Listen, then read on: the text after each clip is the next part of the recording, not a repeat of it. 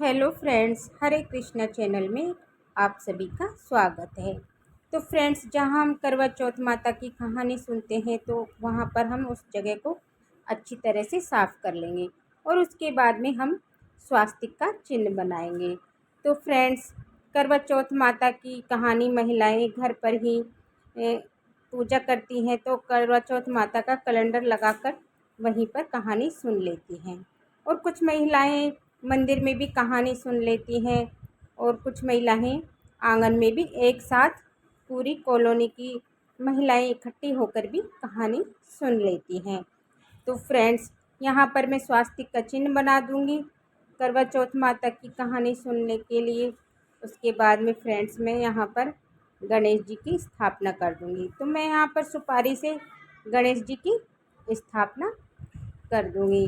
तो फ्रेंड्स, कुछ महिलाएं करवा चौथ के दिन जब पूजा करती है तो करवा चौथ माता की कहानी सुन लेती हैं और हम यहाँ पर घर पर भी कहानी सुन सकते हैं।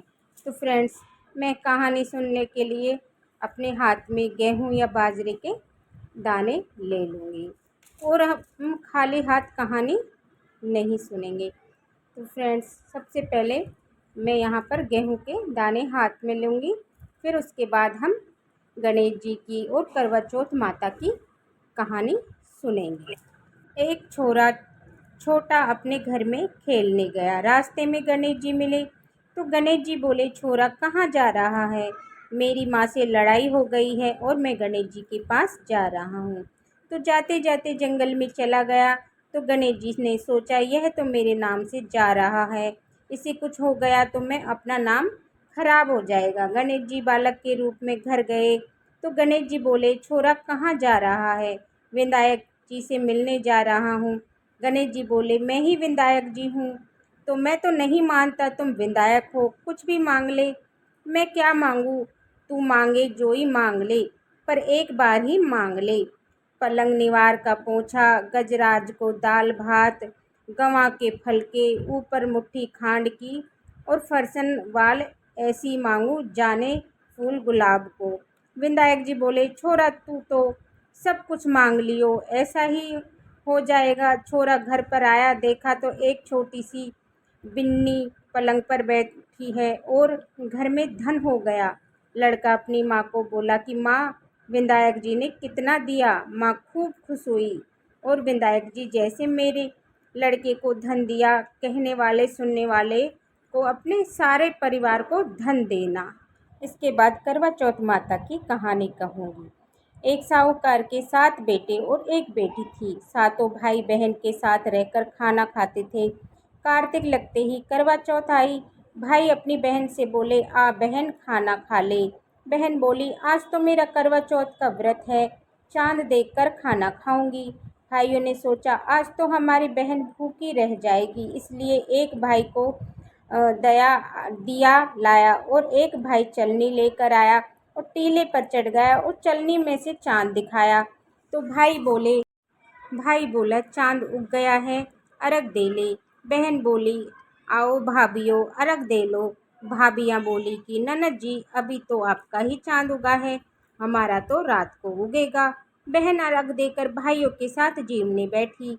पहले ग्रास में बाल आया, दूसरे में छींक आई और तीसरे ग्रास तोड़ते ही ससुराल से बुलावा आ गया और वो कपड़े निकालने लगी तो सारे कपड़े सफ़ेद ही निकले। माँ बोली, तेरे भाग्य में जो लिखा है वही होगा। माँ ने उसे सफ़ेद कपड़े ही पहना दिए और हाथ में सोने का रुपया दिया और कहा, तुम्हें पूरा आशीर्वाद दे। उसे यह सोने का रुपया दे देना और पल्ले को मोड़कर गांठ दे देना। वो आगे गई तो उसे पूरा आशीर्वाद किसी ने नहीं दिया। एक छोटी सी ननद पालने में सो रही थी। वो बोली, सीली हो सपूती हो, 7 पूत की माँ हो, धारा अमर सुहाग हो। उसने सोने का रुपया ननद को देकर पल्ले में गांठ बांध ली। घर गई तो रोना कूटना लगा था, उसका पति मर चुका था। वो बोली, मैं तो अपने पति को जलाने नहीं दूंगी, इनके साथ जंगल में रहूंगी। ननद रोज उसको जंगल में ही खाना दे आती। अब गाजती घोटती माही चौथ आई। करवा ले, 7 भाइयों की प्यारी करवा ले, दिन में चाँद उगाने वाली करवा ले, बहुत भूखी करवा ले। माता ओ मेरे पिछले जन्म के दुश्मन थे, तुझे मेरा सुहाग देना पड़ेगा। मेरे से बड़ी बैसाख की चौथ आएगी, उसके पैर पकड़ लेना। बैसाख की चौथ आई, उसने उसके पैर पकड़ लिए और चौथ माता से बोली, छोड़ पापिन मेरा पाँव। वो बोली, माता ओ मेरी माई नहीं, ये पिछले जन्म की बैरी दुश्मन थे, आपको तो मेरा सुहाग देना ही पड़ेगा। मुझसे बड़ी भादवे की चौथ आएगी, उसके पाँव मत छोड़ना। अगर उसके पाँव छोड़ दिए तो तुझे कहीं जगह नहीं है। भादवे की चौथ आई और करवा ले, भाइयों की प्यारी करवा ले, दिन में चाँद उगाने वाली करवा ले, बहुत भूखी करवा ले। तो उसके माता के पैर पकड़ लिए। छोड़ पापिन मेरे पैर पकड़ने लायक नहीं है। हे माता, वो मेरे भाई नहीं, पिछले जन्म के दुश्मन थे, आपको बताना पड़ेगा मैं क्या करूं। माता बोली, तुझे इतनी शिक्षा कौन दे गया। माता, मुझे किसी ने कुछ नहीं बताया, आप ही बताओ मैं क्या करूं। तब माता बोली, मेरे से बड़ी करवा चौथ आएगी, उसके पाँव मत छोड़ना। वो जो मांगे वो बस सामान मंगा लेना, बेस और सारे सुहाग का सामान मंगा लेना। दूसरे दिन ननद रोटी देने आई तो वो बोली, ननद जी, काजल, मेहंदी, बिंदी, रौली, मौली, सारा सुहाग का सामान लाना और बेस भी लाना। ननद ने एक एक करके सारा सामान ला दिया। कार्तिक की करवा चौथ आई और करवा ले, दिन में चाँद देखने वाली करवा ले, बहुत भूखी करवा ले।